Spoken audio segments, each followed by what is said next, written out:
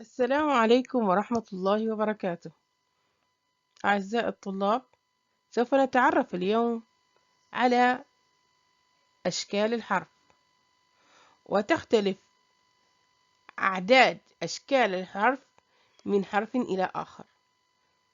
فدعونا لنتعرف على أشكال هذه الحروف حسب الأعداد.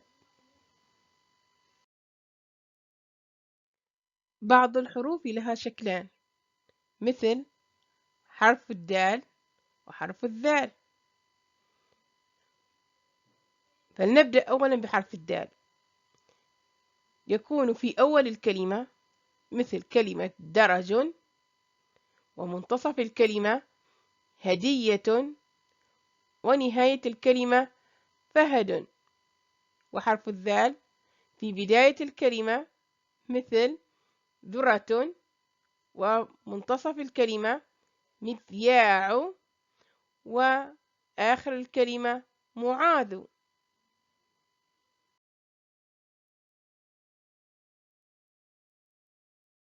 وأيضا من الحروف التي لها شكلان حرف الراء وحرف الزاي، حيث يكون في بداية الكلمة منفصل مثل رمال، وفي آخر الكلمة منفصل قطار. أما في منتصف الكلمة فيكون متصل مثل كرة، وقد يكون أيضا منفصل مثل كلمة وردة. بالنسبة لحرف الزاي إما أن يكون منفصل أو متصل. منفصل مثل كلمة زرافة في بداية الكلمة، وإوزة في منتصف الكلمة. ويكون متصل عندما يكون في آخر الكلمة مثل كنز، ومنتصف الكلمة مثل مزرعة.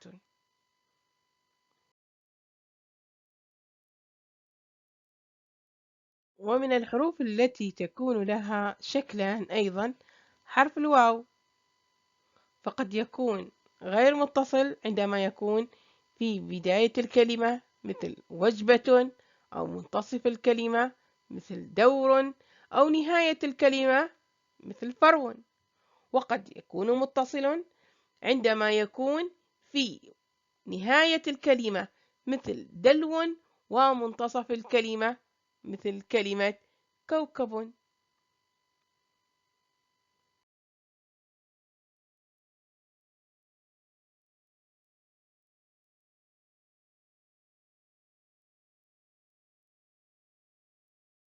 وفي الحروف الهجائية أيضا هنالك حروف لها 6 أشكال، مثل حرف التاء، فهو يكون في بداية الكلمة متصل تاج، منتصف الكلمة متصل ستار، وفي نهاية الكلمة متصل بيت.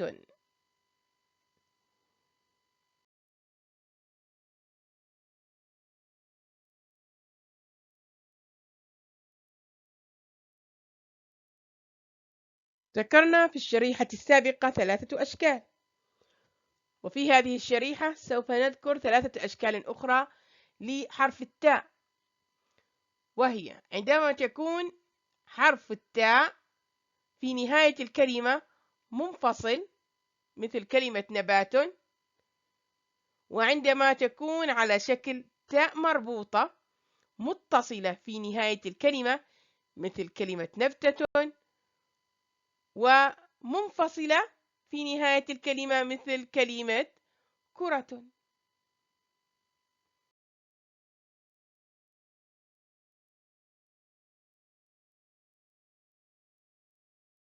وهنالك حروف لها 7 أشكال مثل الهمزة، فعندما تكون على ألف مثل كلمة أرنب، أو تكون تحت الألف مثل كلمة إيجاص، أو تكون على نبرة مثل طائرة. وقد تكون على ياء مثل كلمة شاطئ، وقد تكون على ألف ممدودة مثل كلمة آلة، وقد تكون على واو مثل كلمة كؤوس، وقد تكون على السطر مثل كلمة ماء.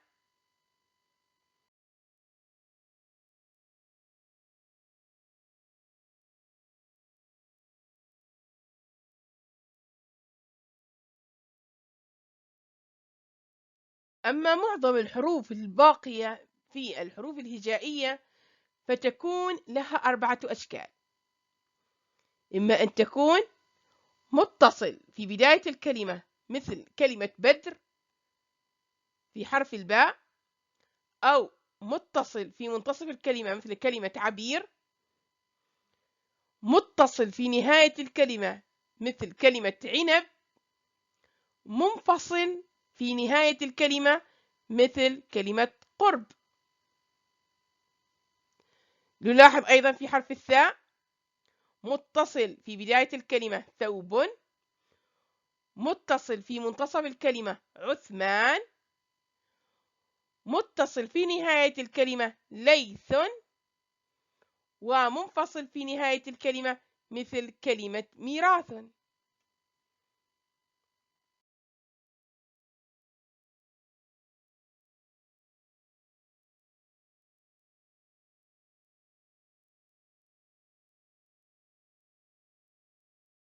أيضا من الحروف التي توجد لها 4 أشكال في الحروف الهجائية الجيم والحاء.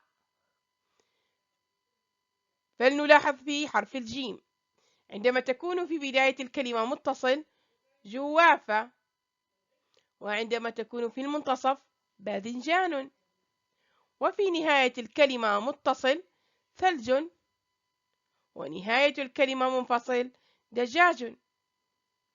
أما عند حرف الحاء فعندما تكون في بداية الكلمة متصل تكون حصان، ومنتصف الكلمة متصل صحن، ونهاية الكلمة متصل فحيح، ونهاية الكلمة منفصل تمساح.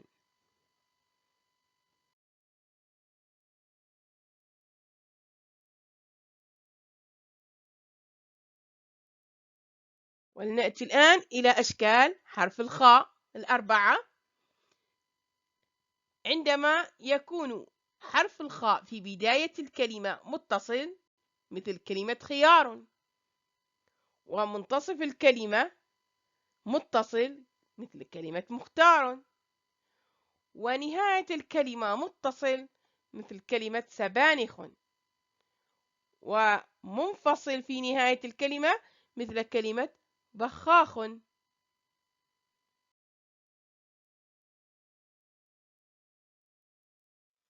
حرفي السين والشين أيضا لهما 4 أشكال، فهي تكون في بداية الكلمة متصل في حرف السين مثل كلمة سمكة، ومتصل في منتصف الكلمة عسل، ومتصل في نهاية الكلمة مجلس، ومنفصل في نهاية الكلمة مثل كأس. أما حرف الشين متصل في بداية الكلمة شمندر، متصل في منتصف الكلمة عشب، متصل في نهاية الكلمة كبش، ومنفصل في نهاية الكلمة خفاش.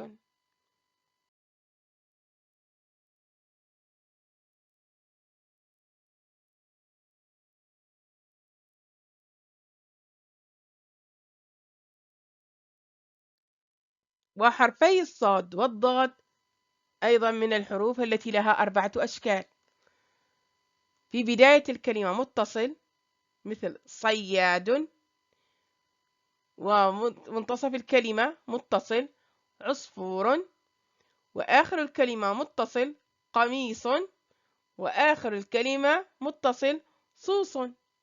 وفي حرف الضاد في أول الكلمة متصل ضباب، وفي منتصف الكلمة متصل بضاعة، آخر الكلمة متصل مقبض، وفي آخر الكلمة منفصل مثل كلمة بعوض.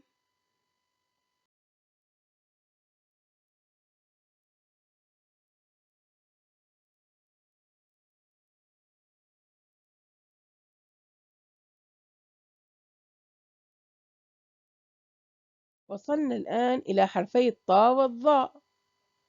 هذان الحرفان أيضا لكل منهما 4 أشكال. حرف الطاء عندما يكون في أول الكلمة متصل مثل كلمة طبل، وقد يكون في منتصف الكلمة متصل مثل كلمة قطن، وقد يكون آخر الكلمة متصل مثل كلمة مشط، وآخر الكلمة منفصل مثل كلمة خلاط. وأما حرف الضاء فهو قد يكون في بداية الكلمة متصل مثل كلمة ضبي، ومنتصف الكلمة متصل مثل كلمة مظلة، وآخر الكلمة متصل مثل كلمة محافظ، وآخر الكلمة منفصل مثل كلمة عكاظ.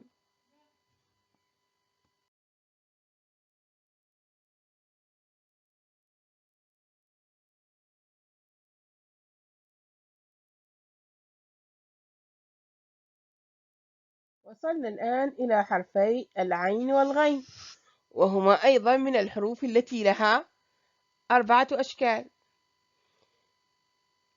فهي تكون في حرف العين عندما تكون في بداية الكلمة متصل مثل كلمة عنب، ومنتصف الكلمة متصل مثل كلمة طعام، وفي نهاية الكلمة متصل مثل كلمة بائع، ونهاية الكلمة منفصل مثل كلمة نعناع. أيضا في حرف الغين عندما تكون في بداية الكلمة متصل مثل كلمة غيمة، ومنتصف الكلمة متصل مثل كلمة نغم، ونهاية الكلمة متصل مثل كلمة صمغ، ونهاية الكلمة منفصل مثل كلمة دماغ.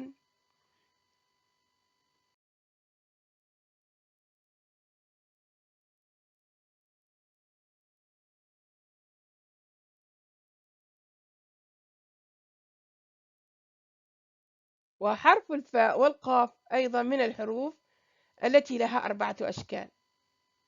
ففي حرف الفاء يكون في بداية الكلمة متصل مثل كلمة فراشة، منتصف الكلمة متصل مثل كلمة طفل، ونهاية الكلمة متصل مثل كلمة رصيف، ونهاية الكلمة منفصل مثل كلمة خروف. أما حرف القاف في بداية الكلمة متصل مثل كلمة قمر، ومنتصف الكلمة متصل مثل كلمة صقر، ونهاية الكلمة متصل مثل كلمة إبريق، ونهاية الكلمة منفصل مثل كلمة برق.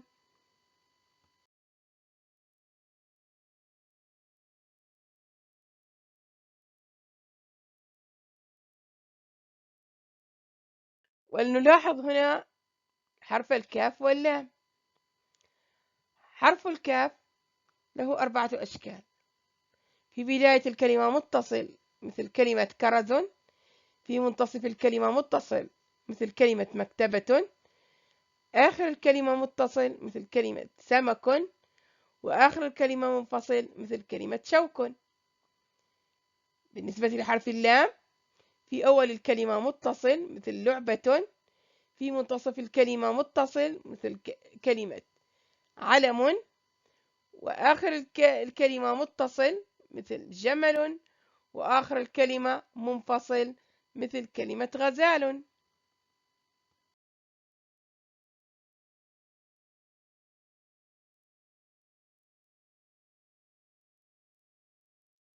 أما حرف الميم فله أيضا 4 أشكال. في بداية الكلمة متصل مثل كلمة مظلة، ومنتصف الكلمة متصل مثل كلمة غيمة، وآخر الكلمة متصل مثل كلمة قلم، وآخر الكلمة منفصل مثل كلمة ثوم.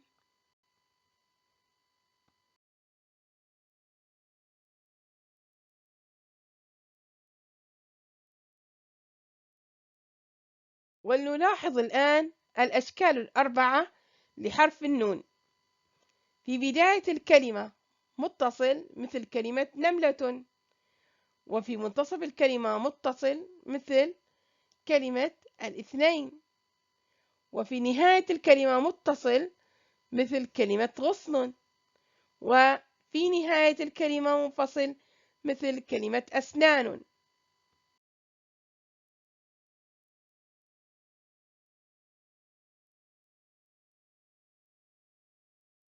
وفي حرف الهاء 4 أشكال، هي في بداية الكلمة متصل مثل كلمة هدية، منتصف الكلمة متصل مثل كلمة فهد، ونهاية الكلمة متصل مثل كلمة نفسه، ونهاية الكلمة منفصل مثل كلمة هذه.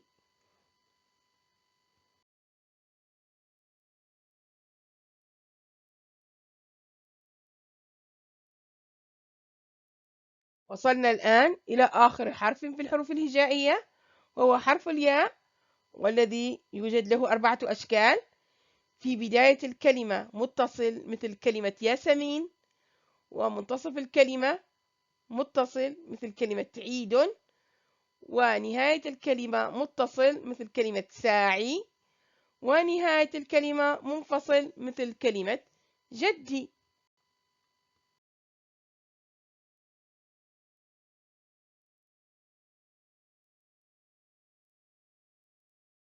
إلى هنا وينتهي درس هذا اليوم. نشكركم لحسن استماعكم لنا، والسلام عليكم ورحمة الله وبركاته.